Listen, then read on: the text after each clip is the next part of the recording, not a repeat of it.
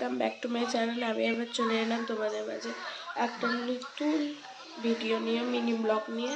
তো আমার প্রেগনেন্সিতে আমার যা যা খাবার ছিল মা আমায় খাইয়ে দিচ্ছে। মা যেহেতু কাজের প্রেশার থেকে সবসময় তো বাড়ি থাকতে পারে না, তো তার জন্যে।